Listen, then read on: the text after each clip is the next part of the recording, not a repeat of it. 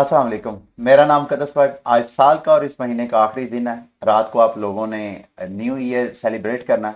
मैं आपके साथ मौजूद तो नहीं होगा, लेकिन एडवांस में मेरी तरफ से आप सबको नए साल की मुबारकबाद। क्रिप्टो मार्केट की अपडेट तो मैं आपके साथ शेयर करूंगा, लेकिन मैं चाहता हूं कि इस वीडियो के लास्ट में जाके, कल मैंने नेटफ्लिक्स पे एक सीरीज है वो वॉच की, उसकी एक वीडियो वॉच की। सीरीज का नाम है द फ्यूचर ऑफ। जो मैंने एपिसोड वॉच किया वो था लाइफ आफ्टर डेथ, मरने के बाद जिंदगी के ऊपर साइंस क्या काम कर रही है, ये टेक्नोलॉजीज कैसे उस हवाले से फैसिलिटेट कर रही हैं, आइंदा 10 से 20 सालों के अंदर क्या डेवलपमेंट्स होंगी। मैंने बहुत कुछ लर्न किया उधर से। मैं चाहता हूं कि मैं वो आपके साथ शेयर करूं ताकि आप भी लर्न करें कि ये टेक्नोलॉजीज इस वाले टॉपिक को, जो कि रिलीजन्स का टॉपिक था, हमारे मज़हब, हमारे अपने अकायद हैं इसके ऊपर, उसमें टेक्नोलॉजी कैसे चेंजेस अभी भी हो रही हैं और आइंदा क्या हो सकती हैं, वो सारी इंसाइटफुल इंफॉर्मेशन है, वो भी मैं आपके साथ लास्ट में शेयर करूंगा। सबसे पहले मार्केट की तरफ आते हैं। सोलाना की प्राइस ने कल एकदम पहले डिप लिया, $7 $8 को भी क्रैश करके नीचे आई। उसके बाद एकदम इसकी प्राइस ने पंप किया। पंप क्यों किया?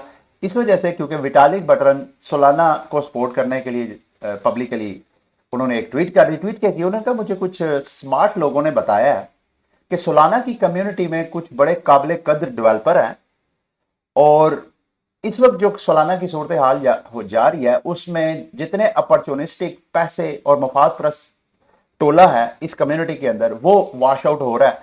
तो विटालिक बटरन की नजर में सोलाना की चेन का कोई मुस्तकबिल है, ब्राइट फ्यूचर है सोलाना का।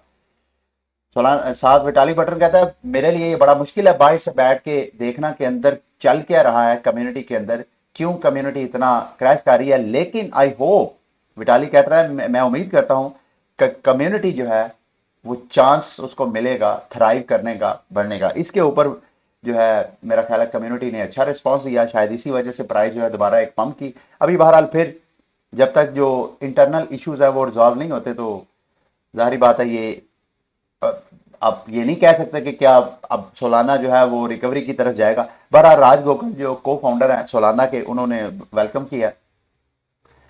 इसको किस एंगल से देख सकते हैं? मेरा नहीं ख्याल, जाहिर बात है मार्केट के जो बड़े कंपिटिटर्स हैं जब वो खुद चाहते हैं कि ये चेंज जो है ये थ्राइव करे, उम्मीद करते हैं कि ये थ्राइव करे, तो ये एक तरह के जो इन्वेस्टर्स हैं उनके लिए उम्मीद के किरण है। कल भी मैंने आपको बताया था कि मैं रिस्क लूंगा अगर ये $4-5 की रेंज में जाएगी। ऑलरेडी मेरे पास सोलाना टोकन है, लेकिन वो $30-35 की रेंज में मैंने 2 साल पहले के खरीदे हुए थे। लेकिन अभी अगर दोबारा नीचे क्रैश करता है तो मैं छोटी सी अमाउंट दोबारा एलोकेट करूंगा रिस्क लेने के लिए, ठीक है। अच्छा, उसके बाद आप में से बहुत से लोग, कोई ऑक्सी के बारे में मेरे से पूछ रहा है, कोई स्टार शार्क के बारे में मेरे से पूछ रहा है, एम बॉक्स के बारे में मेरे से पूछ रहा है। आई एम सॉरी, जितने play to earn gaming model है सबकी प्राइसेस कोई 95 से लेकर 99% वो क्रैश हुई है। आप मेरे से सवाल पूछ रहे हैं कि ये जितने गेमिंग टोकन हैं इनका 2023 में या आने वाले वक्तों में क्या फ्यूचर है। मेरा अभी तक असेसमेंट ये है, मेरे जितने पहले असेसमेंट गेमिंग प्रोजेक्ट के हवाले से मेरी अपनी इन्वेस्टमेंट है, वो सारी इन्वेस्टमेंट मेरी इस वक्त ढेर हुई है। 90-95% मेरी जो वैल्यू है, मेरी इन्वेस्टमेंट जो है वो इस वक्त नेगेटिव में है। तो अगर वो हो सकती है असेसमेंट मेरी रॉन्ग, मेरी अपनी इन्वेस्टमेंट अगर रॉन्ग नेगेटिव हो सकती है तो आइंदा भी हो सकती है। लेकिन मैं आपके साथ शेयर जरूर कर देता हूं। मेरा मानना यह है कि ये जो पुरानी गेम्स है इनके रिवाइवल के चांसेस ना होने के बराबर है। वो बहुत बड़ा मौजूदा फिनोमिना होगा कि जिस वजह से ये दोबारा रिवाइव करे, अदरवाइज मुश्किल लग रहा है। उसकी वजह क्यों है, क्यों मैं कह रहा हूं इस तरह?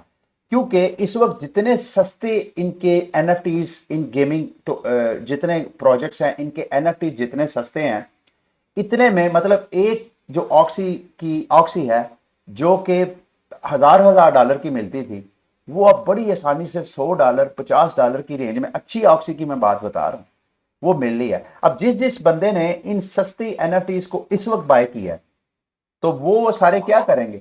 सस्ती एनएफटी बाय करके वो नए टोकन मिंट करेंगे। जब नया टोकन, यानी इनकी इकोनॉमी, जितना टोकन किसी गेमिंग प्रोजेक्ट का सस्ता होता जाता है, उसकी एनएफटी सस्ती होती जाती है, उतने लोग ऑन बोर्ड होते हैं। जितने ऑन बोर्ड होते हैं उतने ही उनके टोकन जो है वो इन्फ्लेट होते हैं, मजीद उनकी मिंटिंग होती है। क्योंकि ये प्ले टू अर्न मॉडल है। यहाँ पे लोग जितना गेम प्ले करेंगे उतनी अर्निंग करेंगे। वो जो अर्निंग होती है वो नए टोकन मिंटिंग होते हैं, वो नए टोकन सर्कुलेशन में आते हैं। तो ये सस्ती चीजें ऑफर करवाएंगे तो ज्यादा से ज्यादा लोग आएंगे, तो ज्यादा से ज्यादा टोकन सर्कुलेशन में आएंगे, तो पुराने टोकन होल्डर्स की प्राइसेस जो है वो क्रैश करेंगे और प्रेशर में रहेंगी। तो मैं फिलहाल जितनी मैंने एनएफटीज बाय की थी उनकी मेरी एम बॉक्स के ऊपर जो हैश पावर बनती है 13,000 के करीब बनती है। तो ये एम बॉक्स की जो माइनिंग है वो भी इन्होंने कम कर दी है। अब पर डे पर 1000 हैश पावर के ऊपर एक एम बॉक्स भी नहीं मिल रहा, क्योंकि इसकी जो माइनिंग है उसमें से कुछ निकाल के इन्होंने अपनी जो मोमो वर्स इनकी गेम है उधर ले गए हैं, जहां पे रिसोर्स कलेक्शन वगैरह करनी होती है। तो जितने गेमिंग प्रोजेक्ट हैं, even star shark, oxy infinity, मुझे टू बी फ्रैंकली स्पीकिंग मुझे उनका कोई फ्यूचर नहीं नजर आ रहा। हाँ, अगर आप इस वक्त इन्वेस्टमेंट करते हैं तो कल को कोई इस तरह की, मतलब मिसाल के तौर पे एम बॉक्स है, मोबॉक्स में ये है कि मोबॉक्स आए दिन अपने प्लेटफॉर्म के ऊपर, इकोसिस्टम के ऊपर नई से नई गेम जो है वो लॉन्च करता रहता है। उससे नया मार्केट में पैसा आता है। वो जो नई गेम आती है वो इन्वेस्टर्स को लेके आती है।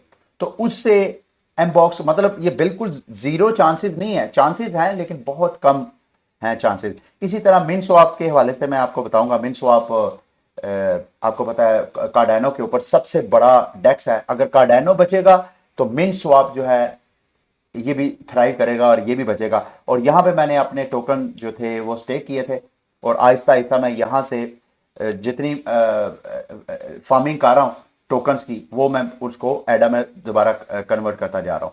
अच्छा, बाइनांस के हवाले से रिपोर्ट है जी। बाइनांस खसूसन वो लोग जिनको बाइनांस के P2P पे टोकन महंगे, P2P पे डॉलर महंगा मिलता है, वो ट्राई कर सकते हैं। अब बाइनांस पे आप गूगल पे और एप्पल पे के जरिए, अगर आपके आईफोन के अंदर एप्पल पे में कोई बैलेंस पड़ा हुआ है या गूगल प्ले स्टोर के में आप शॉपिंग करते हैं, वहां आपका अपना गूगल पे वॉलेट है, अगर वहां पे कोई फंड्स पड़े हुए हैं तो बराह रास्त आप यहां से बाइंग कर सकते हैं। वो सारा एक प्रोसीजर लिखा हुआ है, इस वीडियो का लिंक मैं डिस्क्रिप्शन में दे दूंगा। आप क्लिक करके इन स्टेप्स को फॉलो करें। करना आपने सिंपल ही अपने मोबाइल पे नीचे ट्रेड पे जाना है, फिर बाय विद यूरो पे जाना है, उसके बाद यूरो बाय क्रिप्टो पे क्लिक करना है। यहां पे आके बीटीसी या जो भी आपने बाय करना है, बाय करने के बाद यहां पे ऑप्शन आएगी कि कार्ड के जरिए बाय करना है या गूगल पे वगैरह के जरिए करना है। तो यहां से ऑप्शंस करके इस तरह आप बाइंग कर सकते हैं। ये वैसे भी ग्लोबल अडॉप्शन के हवाले से फ्यूचर में ये बहुत बड़ी डेवलपमेंट है।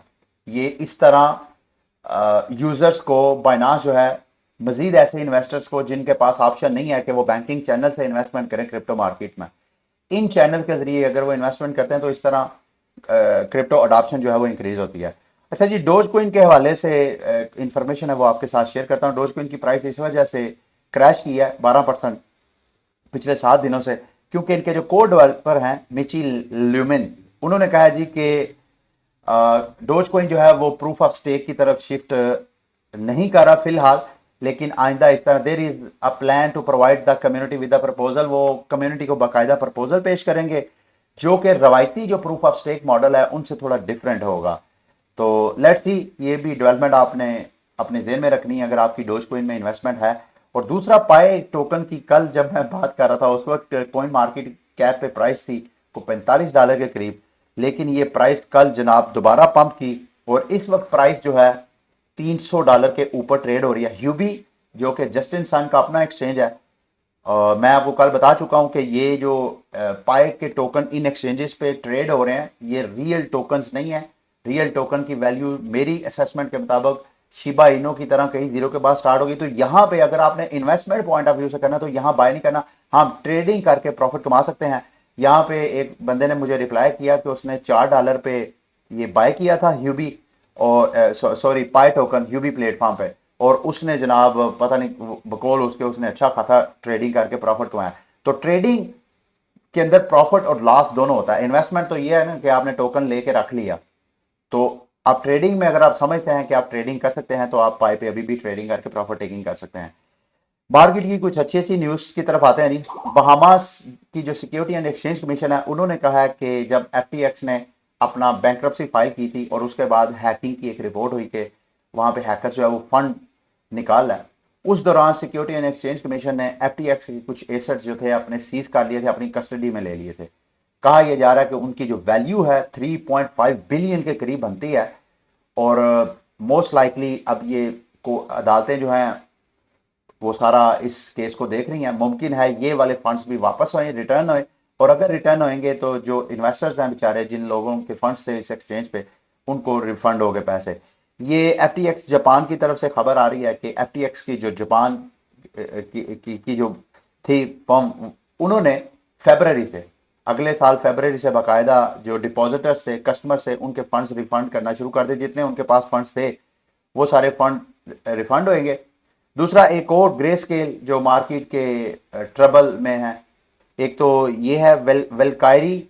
इन्होंने भी अमेरिका की सिक्योरिटी एंड एक्सचेंज कमीशन से बिटकॉइन का फ्यूचर ETF अप्रूव किया था। अगर आपको याद हो, मैंने आपके साथ शेयर भी किया था। अब ये इन्होंने प्रपोजल पेश किया ग्रे स्केल को कि भाई आपका जो बिटकॉइन ट्रस्ट है उसको हम स्पॉन्सर करना चाहते हैं।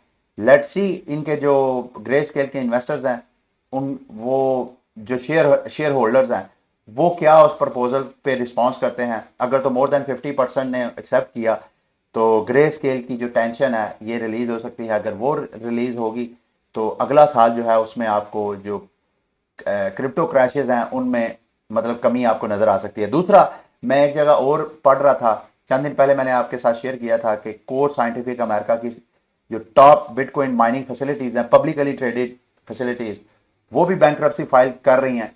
अभी सुनने में आया कि ब्लैक रॉक जो है वो उसको सपोर्ट कर रहा है, उसको फाइनेंशियली मतलब सहारा देने की कोशिश कर रहा है। ये भी एक तरह की अच्छी न्यूज़ है जो कि अगले साल के लिए मार्केट के लिए बहुत अच्छी न्यूज़ है।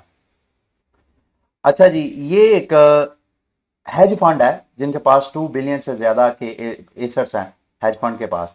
उन्होंने एक ओपिनियन का इजहार किया, मैं चाहता था आपके साथ शेयर करूं। उन्होंने कहा जी, जैसे हमारे रवायती सिस्टम में होता है कि आप अगर बैंक जाते हैं, उसको कहते हैं जी मुझे घर लेके दो, तो वो घर अगर आप लेते हैं, इसी तरह गाड़ी अगर आप लेते हैं, तो जब तक वो बैंक, वो फाइनेंशियल इंस्टीट्यूशन जो आपको स्पॉन्सर कर रहा है, जो आपको फाइनेंशियल एड दे रहा है, जब तक वो आपके उस घर को, उस गाड़ी को इंश्योरेंस ना करे, उसकी इंश्योरेंस ना करवाए, उस वक्त तक वो आपको सरमाया नहीं देता। कि इन केस के अगर पैसे डूब जाए, तो मतलब गाड़ी है, कोई चोरी हो जाए, तो इसकी इंश्योरेंस कंपनी से। तो इसने ये आइडिया दिया कि हमारी जो क्रिप्टो करेंसीज हैं इसमें ये इंश्योरेंस वाली अभी पॉलिसी नहीं है, और ये अगर क्रिप्टो मार्केट ने ग्रो करना है तो इसमें इंश्योरेंस का भी फैक्टर लाजमी होना चाहिए। आइडिया मुझे बहुत बहुत अच्छा लगा। इन्होंने कहा जी हर चेन जो है वो अपनी गैस फीस लेती है ट्रांजैक्शंस के ऊपर। क्यों ना हर चेन अपनी एक प्रपोजल पेश करे अपनी कम्युनिटी में और उनसे वोटिंग करवाए कि हम अपनी ट्रांजैक्शन फीस का एक मखसूस हिस्सा अपनी इस चेन का के इंश्योरेंस के ऊपर, यानी एक अलग से एक ट्रेजरी कायम करेंगे।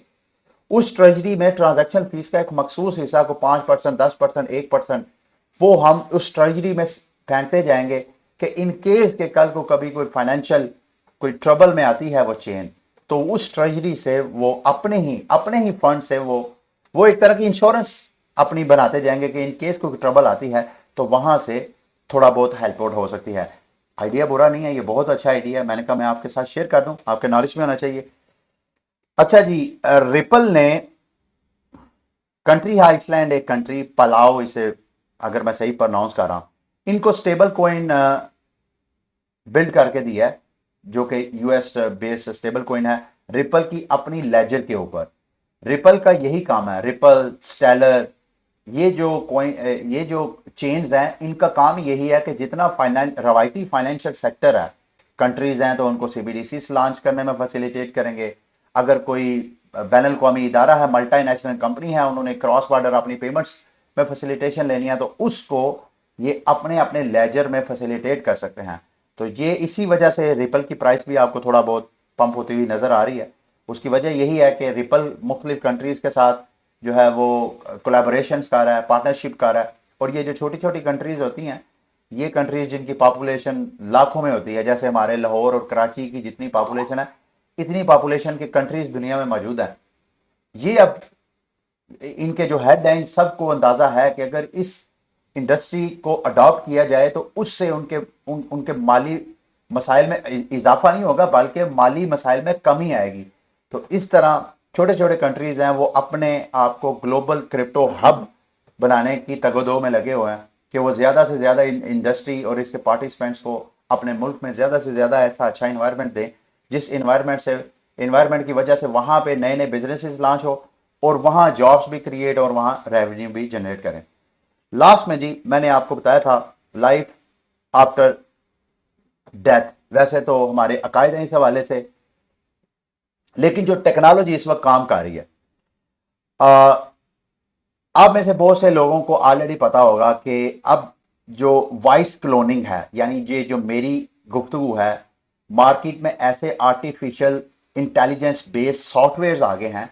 अगर आप मेरी वॉइस मतलब आधे घंटे 10 मिनट की वॉइस अगर उस सॉफ्टवेयर में डालें, वो सॉफ्टवेयर मेरे वॉइस को अच्छी तरह अंडरस्टैंड करेगा और सेम उसी तरह मेरी वॉइस को क्लोन करेगा। यानी मेरी वॉइस आप उस सॉफ्टवेयर को दें, वो उसको रिकॉर्ड कर लेगा और उसके बाद मैं कोई भी टेक्स्ट लिख के उसको कहूं कि वो मेरी आवाज में वही चीज बोल दे, तो वो सॉफ्टवेयर जब बोलेगा ऐसे ही लगेगा कि जैसे मुकद्दस बोला है। ये ऑलरेडी आपके नॉलेज में होगा। हमारे मेन स्ट्रीम मीडिया में आजकल ऑडियो लीक्स का बहुत रुझान है, न्यूज़ में आपके सामने है ये सारी चीज़ें।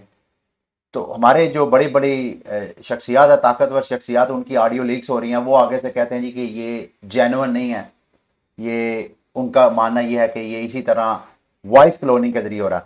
तो लाइफ आफ्टर डेथ, हमारे प्यारे जो हमें छोड़ के चले जाते हैं, उसके बाद पहला कदम ये हो रहा है कि आर्टिफिशियल इंटेलिजेंस के जरिए उनकी जितनी वॉइस है, मैं जितना कुछ यूट्यूब पे रिकॉर्ड कर रहा हूं, हम लोगों की अपनी ऑडियो मोबाइल में हम वीडियोस वगैरह रिकॉर्ड करते हैं, जितने हमारे डिजिटल प्रेजेंस है, पिक्चर्स की सूरत में, वीडियोस की सूरत में, ऑडियोस की सूरत में, ये सारी चीजें ली जाएंगी जब कोई हमारा प्यारा हमसे चला जाएगा। और उससे इन सारे डिजिटल रिमेन से, जैसे ऑडियो क्लोनिंग सॉफ्टवेयर हैं और मजीद ये इंप्रूव होते जाएंगे, मजीद ये टेक्नोलॉजी इंप्रूव होती जाएगी आर्टिफिशियल इंटेलिजेंस से। फिर डीप फेक वीडियोस भी, कि आप फॉर एग्जांपल मैं हूं, तो मेरी पिक्चर्स वगैरह जितनी मैंने फेसबुक या इस तरह के जो इंस्टाग्राम सोशल मीडिया पे जो मैंने अपनी पिक्चर्स और वीडियोस फेंकी हैं, वो पिक्चर्स और वीडियोस लेके एक अपना एवेटार बनाया जाएगा, जो कि मेटावर्स, हमारी जो क्रिप्टो दुनिया है उसके अंदर मेटावर्स, तो वो एवेटार बनाया जाएगा। ऑडियो, हमारी जो वॉइस है हमारे प्यारों की, उस ऑडियो से ऑडियो क्लोनिंग की जाएगी और वो जो एवेटार बनेगा, वो एवेटार, अगर आपको फिजिकल चाहिए तो ऐसे रोबोट होंगे कि उन रोबोट के ऊपर स्किन इस तरह की चढ़ाई जाएगी कि जेन्युइन आपका जो प्यारा है उसकी तरह की उसकी स्किन होगी, ऑडियो क्लोनिंग की तरह उसकी वॉइस होगी, और आर्टिफिशियल इंटेलिजेंस की तरह आप उसके साथ जब गुफ्तगू कर रहे होंगे तो आर्टिफिशियल इंटेलिजेंस बेस्ड जो रोबोट होगा, या अगर आपका एवेटार है, अगर आपने डिजिटल उसके साथ कम्युनिकेट करना है, तो वो इस तरह आपके साथ बिहेव करेगा जैसे कि आपका अपना प्यारा है। क्योंकि आर्टिफिशियल इंटेलिजेंस में जिसके साथ आप मुखातब होते हैं, वो कोई भी, फॉर एग्जांपल मेरे वालिद साहब इस दुनिया से चले जाते हैं, तो अगर मेरे वालिद साहब ने सारी जिंदगी, मैं उन्हीं के मशवरे से अपनी जिंदगी, अपने बच्चों की जिंदगी चलाता आया, तो उसके बाद अगर मैं इस टेक्नोलॉजी से एक अपने वालिद साहब की रियल जो ऑडियो है वो और उनका एक एवेटार बना के, तो मैं उनसे कहूं, मैं उनके साथ, उस रोबोट के साथ जेन्युइन मेरे वालिद साहब की फिजिकल प्रेजेंस नहीं होगी, लेकिन उनकी डिजिटल प्रेजेंस जो है वो होगी, तो उनसे मैं मशवरे ले सकता हूं और वो एआई जो है एग्जैक्टली उसी तरह बिहेव कर सकता है जैसे कि मेरे वालिद साहब जिंदगी में कर रहे थे। अब उसके लिए मैं जितना ज्यादा चीजें डिजिटल उनकी महफूज करूंगा, अपने प्यारों की जिनको हम लाइफ आफ्टर डेथ अपने साथ राब्ते में रखना चाहते हैं, जितना ज्यादा मैं डिजिटल उनको रखूंगा, उतना ही ज्यादा मुझे वो एआई को समझ आएगी कि इस तरह की ये शख्सियत थी। तो ये जो डेवलपमेंट हो रही है। अच्छा, एक और चीज, ह्यूमन कंपोस्टिंग। अब ह्यूमन कंपोस्टिंग का आप में से बहुत से लोगों को नहीं पता होगा। हमारे यहाँ हिंदू रिलीजन में लोग जब फोत होते हैं तो वो उनकी क्रीमेशन करते हैं, यानी उनको जलाते हैं और वो राख जो है वो गंगा में जाके बहाते हैं। उनका एक अपना अकीदा है जो भी वो करते हैं। उससे अमेरिका और इस तरह के अमीर ममालिक में बाकायदा ह्यूमन कंपोस्टिंग हो रही है, यानी जो हम जलाते हैं उससे इन्वायरमेंटलिस्ट का मानना यह है कि उससे कार्बन फुटप्रिंट जो है वो बहुत ज्यादा हम छोड़ते हैं इन्वायरमेंट में, जिससे ग्लोबल हीट बढ़ती है। उसका बेस्ट उन्होंने एक सोल्यूशन, एक टेक्नोलॉजी निकाली है जिसमें जो इंसान उससे बाकायदा वो पहले डेथ से पहले उनके रिश्तेदारों से और उनसे वो पूछ लेते हैं। एक ऐसी टेक्नोलॉजी है जिसमें वो इंसान को एक मखसूस हालात में से गुजारते हैं, उस टेक्नोलॉजी से, उससे वो इंसान जो है राख बन जाता है। उस राख से राख जो है मट्टी बन जाता है, बजाय इसका कि जला के उसका इतना सा राख बनाई जाए, वो पूरे इंसान जो है वो डीकंपोज कर देते हैं। वो मट्टी लेके लोग फिर जाके दरख्तों के नीचे, यानी वो एक खाद बन जाती है, उस खाद से वो जाके पौधों को वो खाद देते हैं। और कई जो है वो क्या कर रहे हैं, उस खाद से वो समझते हैं कि ये अगर पौधे को हमने खाद दिया है तो ये हमारा प्यारा, जिसकी हमने ये ह्यूमन डीकंपोस्टिंग करवाई है, ये इस दरख्त की सूरत में हमारे सामने है, इस पौधे की सूरत में हमारे सामने है, इस जमीन की सूरत में वो हमारे सामने है। अच्छा, इस हवाले से एक और चीज डेवलपमेंट हो रही है जो मैंने लर्न किया है। अब साइंटिस्ट काम कर रहे हैं कि वैसे तो हम ये जितना हमारा डिजिटल डाटा है वो हम पिक्चर्स ली हैं तो महफूज कर ली, वीडियो ऑडियो ये हम डिजिटली सेव कर रहे हैं। अब साइंटिस्ट काम कर रहे हैं कि कैसे हमारे डीएनए के अंदर, माना ये जितनी पिक्चर्स, ये जितना हमारा डाटा है, ऑडियो वीडियो पिक्चर्स, ये डीएनए के अंदर भी महफूज हो सकता है। हमारा डीएनए क्या होता है, हमारा बिल्डिंग ब्लॉक है। जब हमारे यहाँ बच्चा पैदा होता है तो माँ और बाप के क्रोमोसोम से मिलके जो बच्चा पैदा होता है उसके अंदर एक डीएनए, एक बिल्डिंग, जैसे कोई हम बिल्डिंग खड़ी करते हैं तो उस बिल्डिंग की एक एक ईंट से वो बिल्डिंग बनती है। इसी तरह इंसान का डीएनए जो है, सेल्स जो है, सेल्स के अंदर डीएनए होता है ना, तो सेल्स से इंसान मिलकर बनता है। तो उस डीएनए के अंदर ये लिखा होता है कि इसका कलर क्या होगा, इसकी आंखें बड़ी होंगी छोटी होगी, कद बड़ा होगा छोटा होगा। ये सारी चीजें अल्लाह ताला ने हम चूंकि खुद एक खुदा पे यकीन रखने वाले हैं, तो हमारा मानना यह है कि अल्लाह ताला ने डीएनए के अंदर उस इंसान के बारे में सब कुछ लिख दिया होता है कि इसकी हाइट कितनी होगी, ये बीमार होगा, ये मरेगा कब, हर चीज डीएनए के अंदर। तो साइंटिस्ट अब काम कर रहे हैं कि कैसे एक इंसान जो कि मौत के करीब है उसके डीएनए के अंदर ये जितनी उसकी डिजिटल लाइफ है इस सब को कोड कर दिया जाए। और उसके बाद जब ह्यूमन कंपोस्टिंग होगी तो जब इंसान की डेथ हो जाती है तो उसके सेल के अंदर उसका डीएनए जो है वो जिंदा रहता है, वो डेड नहीं होता।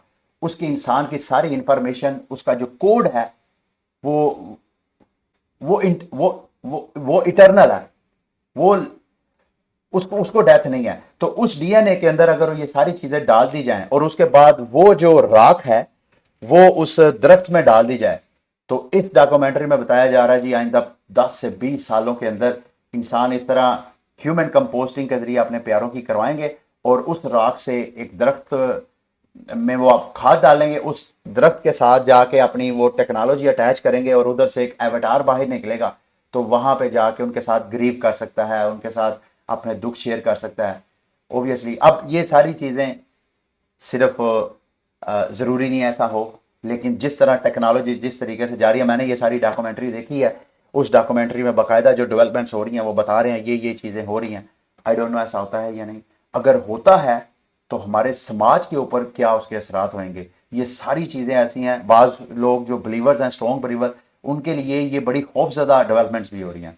कुछ लोगों की दुनिया इस तरह क्या करेगी, मतलब ये फूड फॉर थॉट है, सोचने वाली बात है कि इसके बाद इंसान, मौत का फिर क्या फैक्टर होगा। मौत का मकसद तो एक कुदरती एक फिनोमेना है, एक कुदरत का एक असूल है कि हमारे प्यारे आते हैं और उसके बाद चले जाते हैं, और अगर हम उनको फिर, चलो फिजिकली तो हम अभी तक नहीं कर सके हैं, जो कि कर भी नहीं सकते हमारा बिलीव है, तो अगर हम इस तरह उनकी डिजिटल एक वर्जन बना के अपने साथ अटैच करेंगे तो हमारा जो माशरती निज़ाम है उसके अंदर क्या क्या तब्दीलियाँ आएंगी। ये सारी चीज़ें भी जो हैं मेरा ख्याल है कॉज ऑफ कंसर्न, जो लोग सोच विचार रखने वाले हैं उनके लिए कंसर्न है कि माशरा आगे कैसे चलेगा इसके साथ, या क्या हम नेचुरली तबाही की तरफ ही जा रहे हैं, ये भी एक सोच हो सकती है। ठीक है, ये थी आज की वीडियो। उम्मीद करता हूँ कि आज की वीडियो भी आपके लिए हेल्पफुल रही होगी, इंफॉर्मेटिव रही होगी। अगली वीडियो तक के लिए मुझे इजाज़त दें। अल्लाह हाफिज़।